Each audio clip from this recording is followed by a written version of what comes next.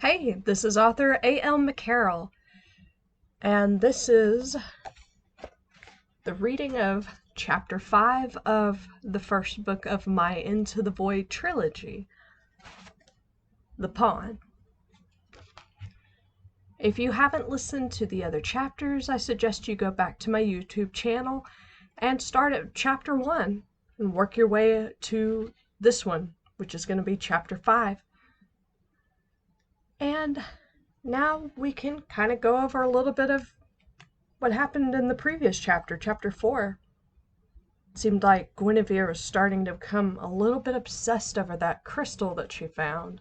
And she's been going over the Robert Higgin journals.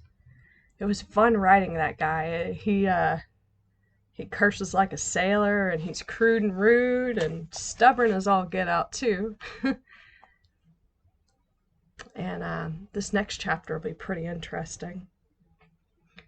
Okay, beyond the review of the previous chapter, a little bit of an update of what I've been up to. I've been trying to get into the pre-fall / October spirit by drinking pumpkin spice coffee and decorating the walls of my home with the Halloween decorations. And I think I'm starting to feel that fall time spirit. The weather's starting to get a little bit cooler in the mornings. It's just been really nice. I hope it keeps up and doesn't get too hot again, because Texas, man, we rarely get that cold weather. So when it hits like 70, it's just like, oh yeah, I feel the chill in the air. I'm gonna drink some pumpkin spice and I am ready for that fall time. All right, well, that's about it for right now. So let's get this thing started. Chapter 5. A voice from the crowd in the central lab called out to her, "Miss Matthews, this is truly astonishing." "This could revolutionize how we power everything in the known universe," another worker said in awe. A large group of scientists and doctors from different sections of Gwentech crowded around her and began to clap. Behind Guinevere, on display, was a sizable metallic battery connected to the power grid of one of the tech labs. The tiny crystal in its core had easily powered their section, and she surmised that it had the potential to run the entirety of Gwentech. In the crowd, Guinevere spotted Dr. Silver. He leaned his back against a wall, clapping slowly. His face held a look that didn't convey happiness. She turned away and soaked in more of the praise from her colleagues. When she looked for him again, Dr. Silver was gone. Guinevere felt a pang of guilt and sadness that she tried to shake off. The voice of Dr. Daisy Ray broke her thoughts. "Congratulations, Gwen! You've got an impressive turnout. It's nearly as much as I had when the cryopods I invented were first displayed." She pulled her gaze from the door to her bubbly friend. "Thanks, Dr. Ray. Could you please remember to call me Miss Matthews around the subordinates?" Daisy shot her an incredulous look before replying with words dripping with sarcasm. "Sure thing, Miss Matthews." Daisy leaned closer, blonde hair brushing against Guinevere's short ginger curls. Daisy whispered quickly so no one else could hear. "I saw your guy friend leaving. He looked frustrated. Hope there isn't trouble in paradise." Guinevere had worked for months on this project. She started it without letting Dr. Silver in on it because she knew he wouldn't approve of the idea. So she had avoided him and ultimately cut him out. Now that she had finished the product, if Dr. Silver couldn't see how beneficial this could be, that would just be his problem. She refused to acknowledge the guilt she felt from seeing him. "Like I told you before, Dr. Ray, nothing is going on between Dr. Silver and me, so you can stop pushing it." Daisy shoved her shoulder into Guinevere, her playful smile widening. "Okay, Miss Matthews, I'll leave it alone for now. Enjoy your day. You deserve it." I'll come by again tonight and help with some of the shuttle upgrade projects." Daisy left, and Guinevere was free to think between conversations with her subordinates. If only they had more crystals, she mused. A large piece could have the potential to power a whole world grid. I'll check the journals tonight and see if Robert knew of any other places on Gaia to find more. He had briefly stated in a passage that other pieces were sent out all over the world. It had been a while since she had last read from the journals, and she wasn't sure why she hadn't finished reading them by now. Her projects with the crystal kept taking precedence over the ancient journals and the secrets they might hold. She felt a strange shiver run down her spine and scalp as she thought of more crystals.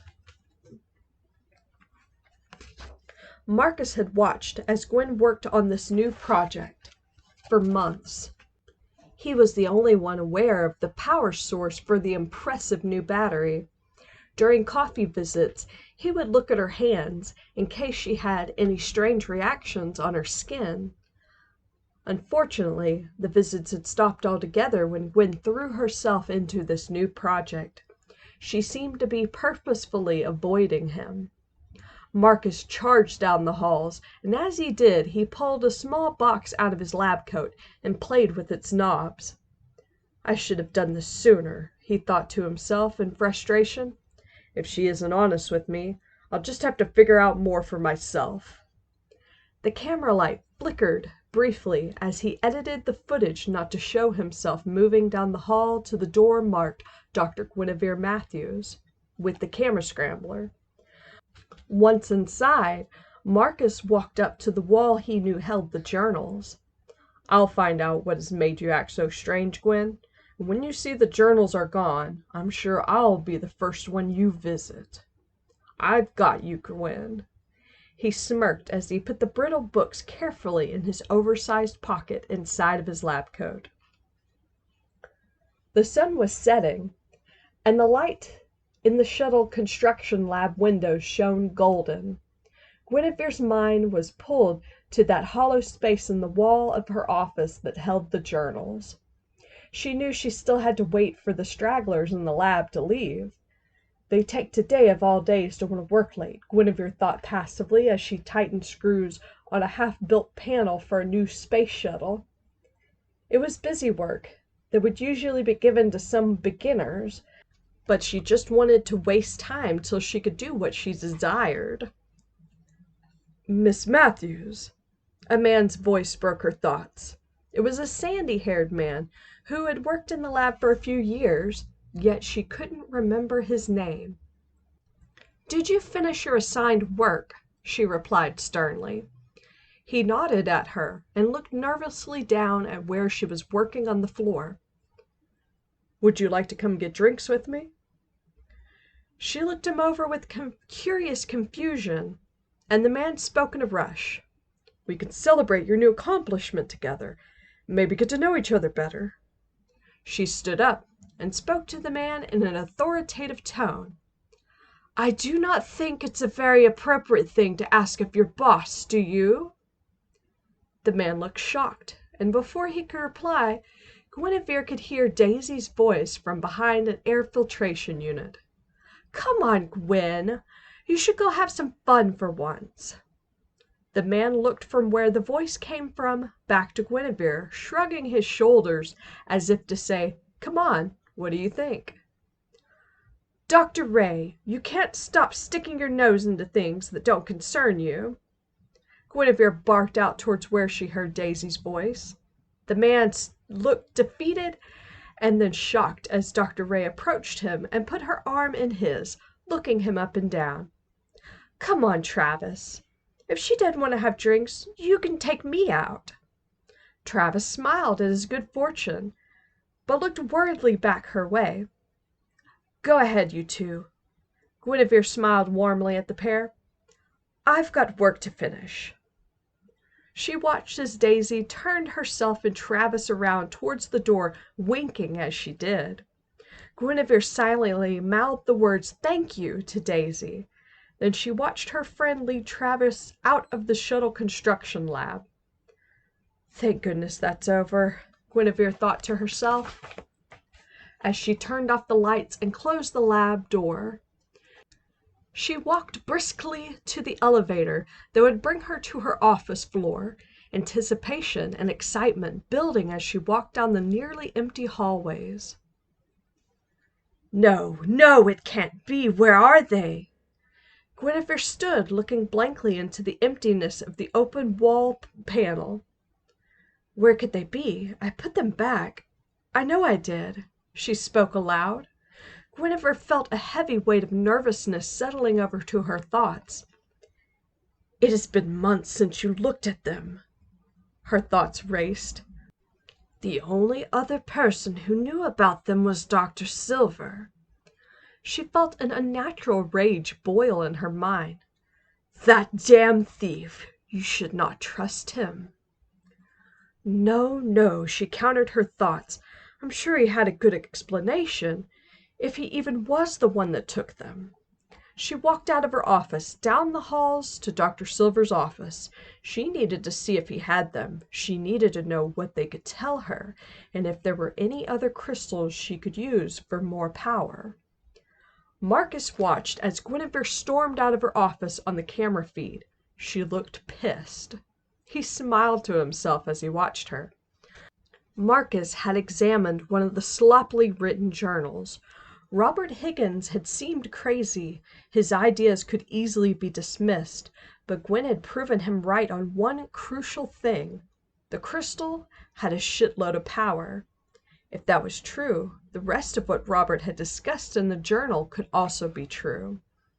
It seemed far-fetched, but as a scientist, Marcus had learned that the impossible could be made true with enough evidence. Guinevere knocked on Dr. Silver's office door, waiting for a moment, and heard his voice. Door's open. Come in.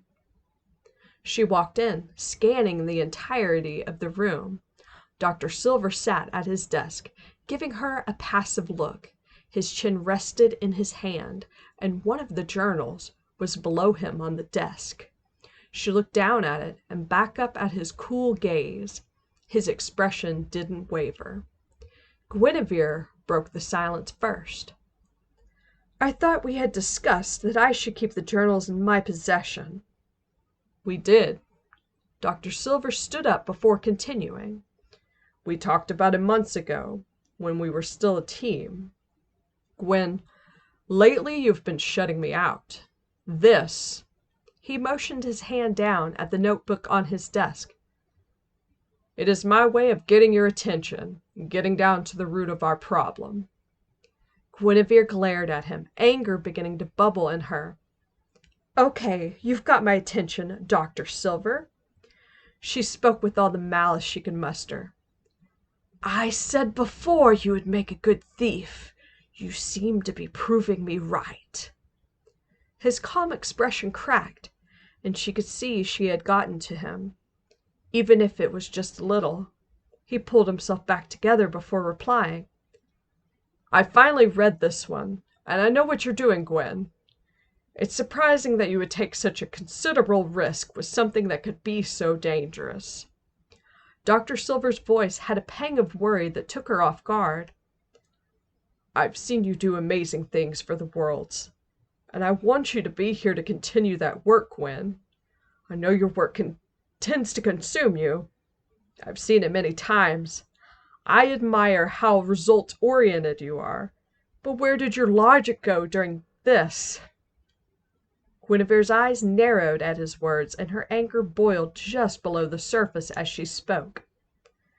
After this long, what danger could that crystal actually pose? She said with complete confidence behind her words. Dr. Silver, you were there for the revealing today. That tiny piece powered the whole lab. It could have powered the entire building. If you actually read the journals, it says there could be more. Imagine what we could do with a larger piece. I knew it, he cried out. You want to go looking for more of them. Dr. Silver took a few steps, closing the gap between them. He looked down at her, his dark blue eyes assessing her as he spoke. I don't entirely like the idea, but I don't have the power to stop you. Guinevere glared at him, standing her ground. You sure don't, she stated coldly. They locked eyes in a silent fight for dominance, until he finally spoke. I do have the power to hinder your efforts, if you don't cooperate with my requests. Guinevere looked at Dr. Silver, completely taken aback. Are you blackmailing me? If you are, I'll remind you that my reputation holds far more ground than yours ever will. She expected him to back down, but he smiled slyly, bending down to meet her eyes. I came from nothing, Gwen. I'll go back just as easily. If you refuse to work with me, I'll destroy the journals. And this project you're so obsessed with will be over before it even begins. Her eyes darted to the panel where he kept his secret projects hidden. He noticed and continued. I'm smarter than that, Gwen. I've put them somewhere else. I know you better than you think. I've seen you change over the past months. These crystals have a strange hold over you. I want to be here to ensure you're safe. His hands went up to her cheek, and he played with one of her short ginger ringlets that framed her face. You need to trust me. At the touch, Guinevere's anger towards him softened. Her breaths became shallow as she thought over what he had said. He was right. She had gone heart over head into this project. She achieved the results she was looking for, and so much more. The risk had ample reward, and in the end, the most important thing for her had always been the betterment of the worlds. This could prove to be her most incredible work to date. She needed the journals, and if that meant she had to appease him, for now, she knew she had to do that. Guinevere brushed his hand away with a flick of her wrist and spoke authoritatively. Dr. Silver, I should have let you be involved in this project. I won't make that mistake again. He smiled warmly before replying. I'll help as much as you'll let me. I just would like to ask one more thing. What is that? She spoke in apparent frustration. His smile spread at her reaction. Oh, don't worry so much, Gwen. I just want you to let me run some diagnostic tests on you. You don't know how that crystal has affected you. We both know Robert Higgins spoke about his alien, the one named Avenger. He makes it sound like he was infected by the thing. I just want to ensure this isn't the case for you. Guinevere glared at him skeptically. Don't tell me you think that insanity has a chance of being real. Dr. Silver gave a little shrug. Why not? You don't discover something without looking for the truth in a fantasy. Aren't you famed for saying, magic isn't real, it's just unexplained science? Her face reddened at his words. Why would he bring up that embarrassment? Many years ago, Guinevere had gone to a school on planet Darlene to promote her medical and tech outreach programs. They had all kinds of professionals there, talking to the children about their lines of work. Before she went up to speak, she had to wait for a magician. The whole time, the man had performed ridiculous acts. He ended his portion of the show with a silly speech about how people should believe in magic. It was ridiculous. She had started her address with the line, "Magic isn't real, it's just unexplained science." It quickly trended over the info search on the comm system. Guinevere looked at the man in front of her. Yes, he was handsome, intelligent, and very charming. But Dr. Silver was so young. It might have even been his school that she had spoken at. Guinevere was his boss. She shouldn't be alone in his office at night. What was she doing? Sure, I'll let you run those tests. She held her hand out. Let me have the journals back." Dr. Silver turned to his desk, picked up the journal, and faced her, holding the old notebook. "I'll give you this one for now. There's information about the location of one of the crystals. You just have to get through some strange stuff about canned foods. I'll be keeping the second one for now." Before she could state her disapproval, Dr. Silver added, "I'll let you have the other one after you allow me to test you." He handed out the book to her. "Fine." Guinevere snatched it from him and quickly left his office, closing the door behind herself. She paused in the hall, holding the journal close. As Marcus watched her on the cameras, he could see her hand reach up and touch the piece of hair he had been playing with earlier. His heart raced. He had never felt happier. It had taken an extra step, but Guinevere was finally in her office, alone, with the door locked and the journal open to where she had left off. Robert's sloppy chicken scratch was a travesty to the senses. But this is what she needed to do. She would do nearly anything to accomplish her goals. "Avenger is away again. It's been a while since I wrote, and a lot of shit's gone down. Went to bed one night and woke up in the bunker. I think the fucker made me go in here. I'm not sure how long it's been. I used to try to open the door, but whenever I used to, that bastard would stab my brain with pain. I know we're sharing the same space up there, but I'd hope he wouldn't shit where he eats. I hope he ain't eating my brain. I heard the loudest fucking sound, like the sky falling in up there. Avenger says his people are punishing the planet like they punished him. I found out where he goes when he leaves me. He's been trying to find more pieces of his body. I've been keeping my piece locked up along with my journals. If I tell him that he can't use my key, he can't use me to get them. That makes him really angry. But you know what? Fuck him. I have 45 cans left. If I only eat half a can a day, then I could hold out for 3 months. After that, he'll have to let me out of here. I have 1 large bottle of lemon juice concentrate, 1 can of green beans, 3 cans of mini pasta." The following few pages listed his canned food and what he ate and drank daily. The writing became shaky and harder to read. This must be the part Dr. Silver told her about with the canned foods. The part she was looking for with the new location of another crystal should be soon. Guinevere excitedly pushed on. "Avenger once told me that he could give me a longer life. His words exactly were an extended lifespan. Fancy talking fucker. Well, it's been 2 years since I ran out of food, and I'm starving, but I ain't dead yet. Avenger has only just left. He's been holding me in place, trying to get me to break. He showed me visions of what happened on the surface of the planet. Near total destruction. But that can't get me. I'm one tough son of a bitch. I didn't care about most of the assholes up there. I was able to pull away some info out of his mind. My parents' house is still mostly intact. I think he wants me to believe things are worse than they actually are. The bunker's hidden behind one of the walls, so it won't be easy for me to ever leave. Well, that sucks. Avenger's been coming and going.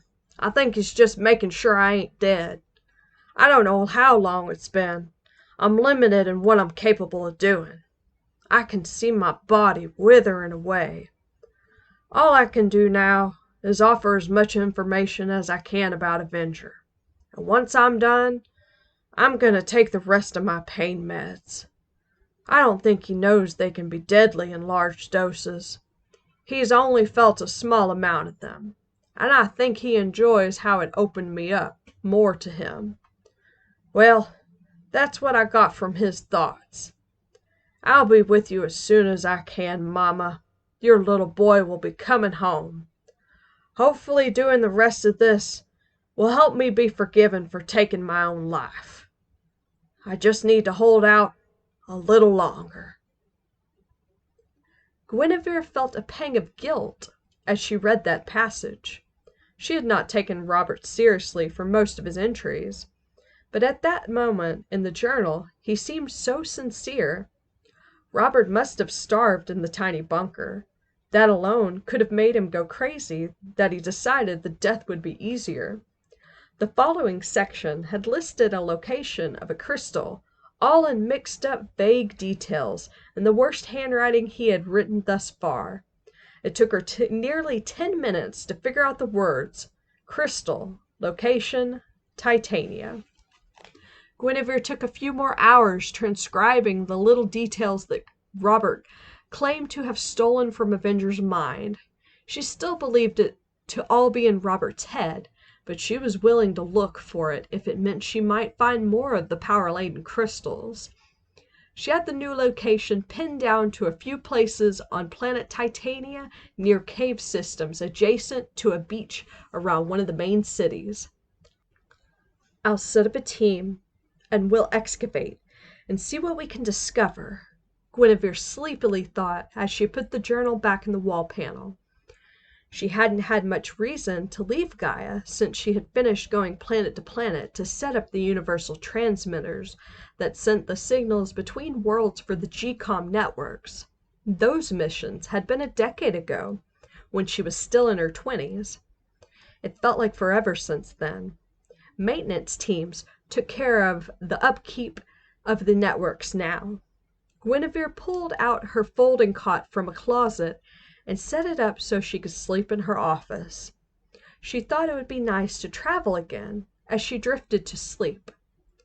Guinevere had a vivid dream of walking down the warm, sunny beach, the waters rolling in and out to the rhythm of her breaths. Walking next to her was Dr. Silver. He smiled warmly as she walked his way.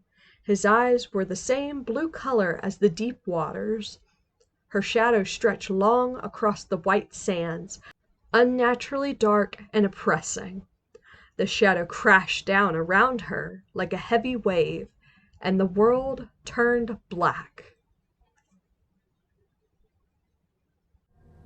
Hey, this is A.L.McCarroll. Thank you so much for watching my video. I hope you enjoyed it as much as I enjoyed making it. Remember to give it a thumbs up, hit the subscribe button, also turn on notifications so you never miss a chapter. Don't forget to follow me on my social media platforms for updates. You can find the links in the description box. Thank you again for watching. Stay tuned and take care.